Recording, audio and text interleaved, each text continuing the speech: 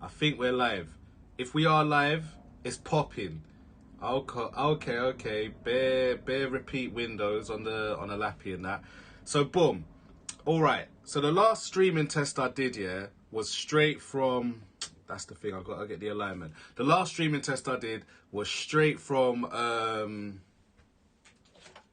this, which is a DJI Pocket 2. I've had it for probably not even a year. I think I still got it in the pandemic. So I haven't had it for a year yet. But I got it because you can live stream straight from the camera. And apparently it was better in low light settings. You know, based in my workspace, which is here, my light settings are pretty much what you see now. Ultimately, okay, so I've loaded up WordPress already. I meant to do that. But yeah, so that's what I recorded the last test on. Now I'm doing it straight from my Mac using OBS. You know what I'm saying? So that is linked up to my iPhone 12 mini, which you can see me on now. And I've got the stream going, not on my Mac, but on an external display. Yeah, so I'm going to come out of stream mode. So essentially, today marks the anniversary of the writing of a 10-second affair, which is a bit of a phenomenon. You know what I'm saying? I wrote it, I think it happened, 2017. And the actual event happened at 17:25 on the 23rd of September. But then I wrote it like, I started writing it like 2 days later. You know what I'm saying? The reason why I've put the reason why I've put the date, time or whatever, because it was such a phenomenon what happened, and I wanted to commemorate it in poetry form. You know what I'm saying? So I wrote this big old long thing which reads about 10 minutes long, and it was just about this thing that I'm not sure if anyone else, if it happens to anyone else, right? But you know, it's about when, you know, you kind of live an alternative reality for all of 2 to 3 seconds, etc. So that's what a 10-second affair is about. So I'm gonna post it probably within the next 24 hours or something like that. And yeah, it is what it is. I've recorded a version in Logic where man reads it out, and I think I'm reading from, I printed it out and I read it so you can hear the pages turning and whatnot. But yeah, for me it's a special piece, man, because it's just a long form prose, you know what I'm saying? And it's almost as though I am delving into all of my inspirations for let me change the audio preferences on Logic. Yeah, I'm delving into all of my inspirations because I was reading the Quran a lot and stuff like that. So I was delving into all of my inspirations to paint the pictures of like what was happening. You know what I'm saying? And the references were sick as well. And yeah, man. There it is. I show you audio capture input device would be the Scarlett 2i2. So we put apply. I don't know if you can hear any sound at this moment in time. To be honest, my Mac and my iPhone are both caught up in this web of streaming and trying to get shit together. So let's see. It's in some like mad hidden folder as well. So LPX 2021. Ah, fucking hell, mate. Some of these are. There it is. So it's written like the file name itself is written in the form of like the codes that were used. I can't even decipher that, to be honest. I cannot decipher what the meaning is behind those those codes or the thing. It didn't take no sound is coming out. I don't know why. So what am I on? Fuck. Oh, okay, so it could be. Yeah, it is. It's the streaming. Okay, I see now. So streaming, Bosch, Scarlett 2i2 on the input. So I'm learning this as I go along because this is all an experiment. You know what I'm saying? I haven't streamed in a while. It didn't take much to fall into an abyss of lost inhibitions and live a lifetime with someone you saw through the crowd in a busy shopping district one gloomy Saturday afternoon.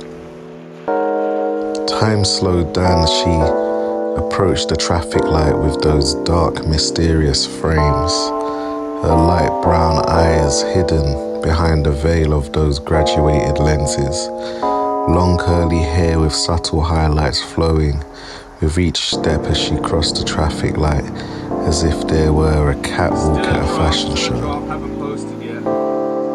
She wore a slouchy cable-knit sweater, loose-fit distressed denim that was slightly rolled up above the ankle, and a pair of white Ultra Boosts that had once gleamed in a grey afternoon, but instead told 1,000 tales about her past adventures with each layer of dirt and discoloration covering what was a once white shoe.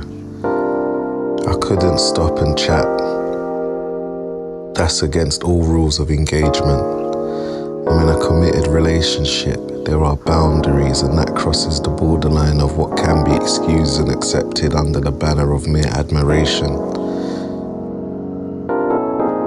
I kept my head forward as we passed each other on that traffic island between Sloane Square and Lower Sloane Street, as if we were two trains on opposite sides of the track, travelling in two separate directions.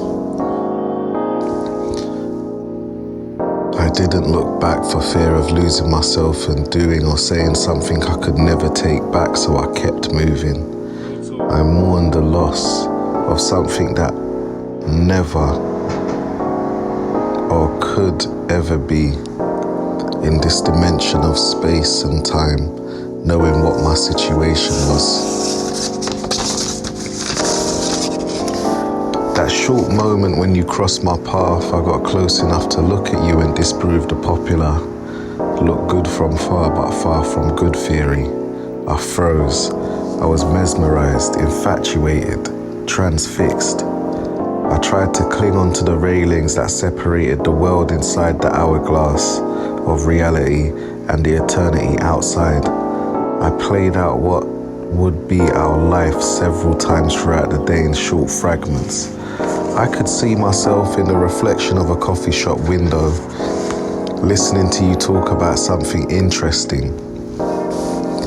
I imagined you being interested in classic literature from authors such as Shakespeare, ancient Greek mythology, traveling to places that don't often feature on bucket lists, the rural and remote as opposed to cities, pop art's clever juxtapositional methods, utilizing cultural references and symbolism to convey a message, minimalist design and style, political theory and socio-anthropology, ethereal music to soothe the soul, and a love of putting the world to rights in silence when alone. In that short moment we crossed paths. You stood still in a cluster of friends, each one as beautiful but didn't shine as bright as you. Maybe it was because you were detached from your cluster of stars, in the distance not saying a word, head down, phone in hand, trying to navigate your way through human traffic. I was trying to detect the language spoken by your friends as if I was a CIA agent on the other end of a wiretap. I heard them talking, but I couldn't detect whether it was Farsi, Arabic, Phoenician, or an unknown dialect spoken by natives from that region. I'm wondering whether you're Bedouin or Berber. Did you catwalk across the stagnant sea, picking up gifts of salt crystals along the way to heal these scratches on the skin of what lust lies beneath? Crossing coral reefs, stopping by Poseidon's beach hut, on the shore of the Scarlet Sea, as I gaze at you through binoculars from my minaret, my forbidden desires being called to prayer. Yo, are you mad? Are you mad? You know what? I know, basically, I guess this is a listening session. I don't know what the fuck it is. But, are you mad? So basically, at this point, I was going through bare stuff. And I've always read the Quran and whatnot, yeah. But I love this. Are you nuts? Did you catwalk across the stagnant sea, so that's the Dead Sea, picking up gifts of salt crystals along the way to heal the light scratches on the skin of what lust lies beneath? Because ultimately, as I explain going forward, right, it's not like when you have these little 5 or 10 second moments, right, it's almost as though you're sinning because we're taught to lower our gaze and whatever, but read into it. Then it's crossing coral reef, stopping by Poseidon's beach hut, because ultimately Poseidon, the Greek god of the sea, yeah, on the shore of the Scarlet Sea. So now I've crossed over the Sinai or whatnot, and I'm in the Red Sea now, as I gaze through binoculars from my minaret. So I'm praying all of this. So I'm at the traffic light, but then in this thing, I'm praying. So a minaret in Islam, that's where you do the call to prayer, innit? My forbidden desires being called to prayer to repent. Sick. That's probably one of my favourite lines. And then it goes on to, apologies if my line of inquiry is intense. Jeez, my ting. I'm going to pull that up. Couple seconds and that. Jeez. By Poseidon's beach hut on the... Nah, further, you get me? Are you getting this? Like, so I've not released this or anything. I think one person, big up Candor Charlie, innit? Big up yourself. That's the one person who's probably read a draft of this. But yeah, since 2017, when it happened, it was quite a phenomena. And the reason why I remembered the date and the time is because before me and my brethren got to this traffic light, we was in Zara, in the square. Do you know, just behind Sloane? Just behind Sloane Street, there's a Zara, there's a Cos, all of that. We was in that Zara and I took a snap because I was wearing my graduated frames on that day. So that's how I got the date, the time, and I was able to piece it together, because at the point I took the picture, he was at the till paying. You know what I'm saying? But anyway, let's continue. Did you catwalk across the stagnant sea, picking up gifts of salt crystals along the way to heal these scratches on the skin of what lust lies beneath? Crossing coral reefs, stopping by Poseidon's beach hut on the shore of the Scarlet Sea, as I gaze at you through binoculars from my minaret, my forbidden desires being called to prayer to repent. Apologies if my line of inquiry is too intense.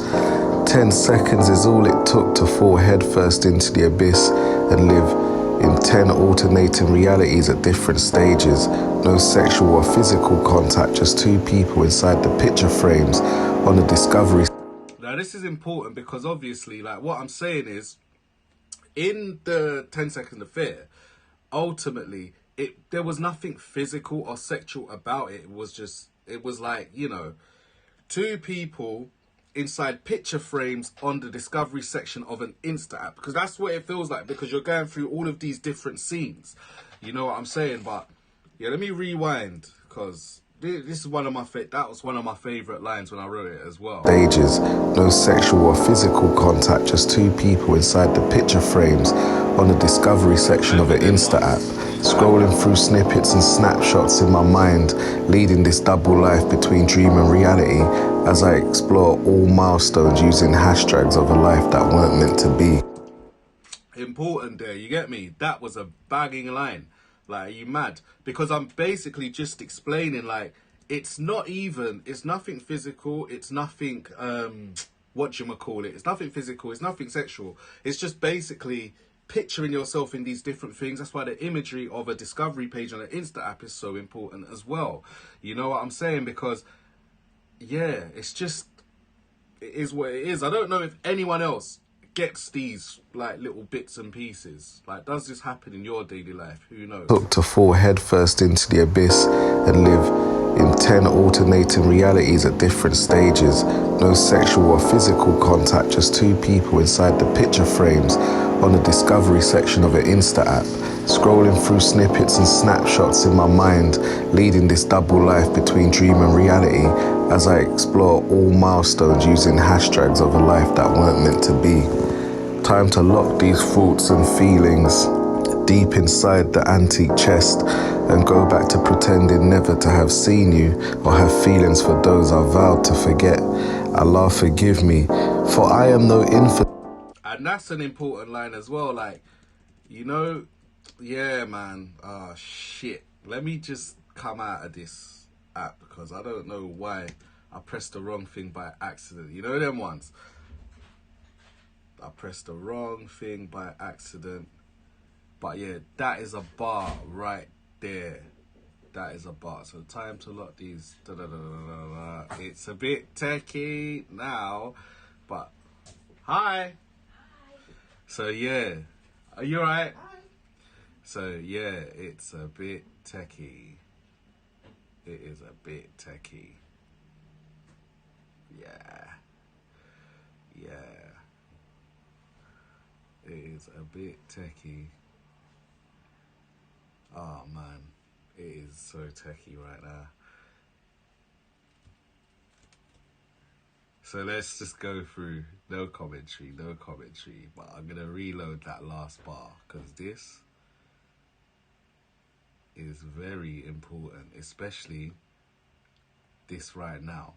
Like, you know what I'm saying? Because you have that chest and look, it's mad. For those I vow to fit. Like, come on, man. If you can't relate to this, I don't know what I'll go on for you. Fidel, I'm deep inside the antique chest and go back to pretending never to have seen you or have feelings for those I vowed to forget. Allah forgive me, for I am no infidel. I'm lost in an ocean of sauce, not sure if these words keep me afloat or have me sinking deeper, perhaps more anchored than lifebelt. My composed self is calling for order, whilst the rebellious side had me calling mutiny, casting Captain Blind, the loyal authoritarians of inner self out to sea. Ain't no life in this boat.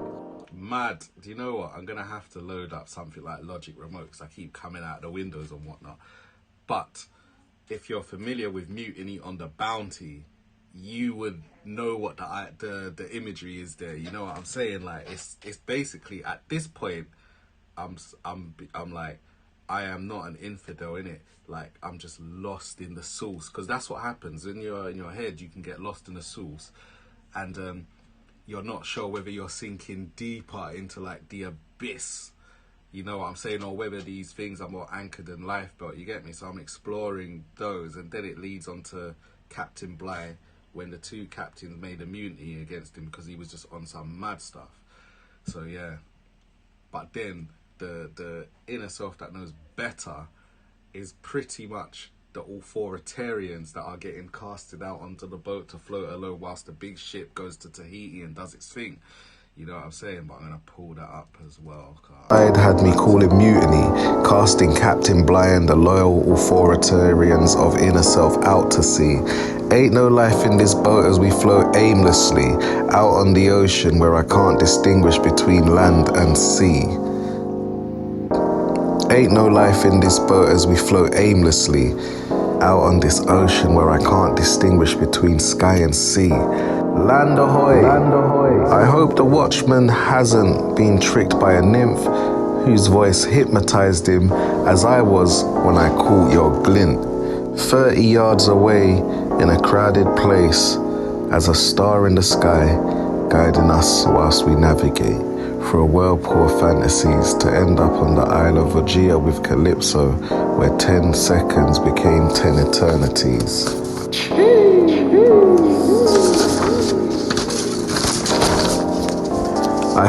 So if you're familiar with the Odyssey by Homer, pretty much Odysseus on his way home from the Battle of Troy, yeah, gets washed up on the island of Ogygia and ends up with Calypso. Now, he's there, right? But time on that island just goes fast and fast and fast. And also, if you're familiar with other pieces, which leads me on to another thing.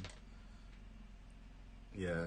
I'm going to start delving into some pieces that are called The Island when I'm exploring like enough stuff, so it feeds into that as well. But this came probably like 7 years later. But yeah, let me wheel that up because that is a bar.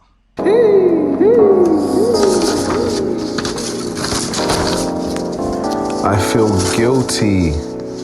I wonder whether my conscience has lapsed, because in the 10 seconds I fell for you, I totally forgot about the person I'm going back to. I've had to remind myself that I can't dwell here. I must get back onto the surface, far away, regrettably anywhere but here. I've got to cross the river Styx, ensuring I don't look back. But the part of me that became fond of you did, so I guess he's trapped. I gotta keep going, keep my head straight, the walls are closing in. Scrambling through the darkness towards the glint of light, the temple is crumbling. I can't look back, I keep running, far ahead of my desires to create a gulf of distance to make me forget you. I didn't even get your name though. Isabella or Priya, a name fit for a princess, alas I digress. I'm in a sunken place, nowhere near the surface, washed away on this current of fanciful desires. I cannot escape my imagination. Will I ever get out and get back? Who knows? Maybe I should stow away on the ship of my consciousness. But the part of me that's hung up on you keeps stirring the tea, so I sink deeper, several more leagues beneath where I'm meant to be. Maybe I should have checked my coordinates before venturing out to sea, prior to falling into a vertex of my vivid imagination where I lived in fantasy. The act of documenting, dissecting, and exploring my 10-second affair feels more terrible than I initially thought, although I doubt I'm the only one on earth who's ever expressed these empty thoughts. Better to purge myself by exploring how I felt that gloomy Saturday afternoon on a pedestrian crossing in Sloane Square, than to keep reliving what feels like a seedy and fanciful 10-second affair. Peace, peace, peace, peace, peace, peace.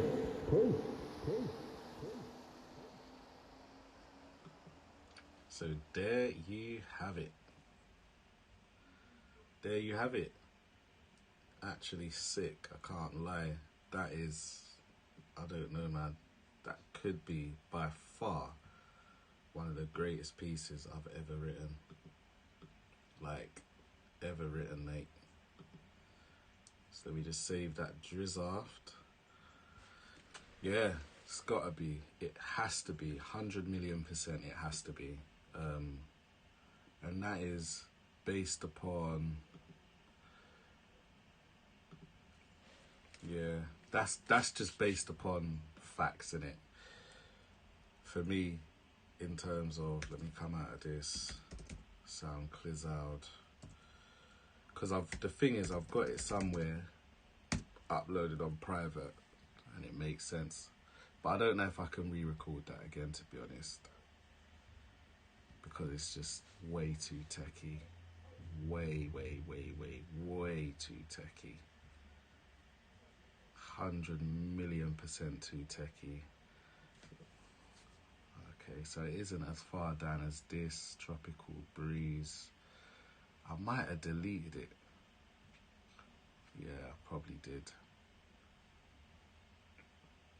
Or it could be in the hidden... Wait, where is it? Yeah. It's not about, it's been deleted still. But yeah, that wraps it up, man. That wraps it up. I think we're gonna call it a day right there. And they're gonna see what it looks like. But anyway, peace.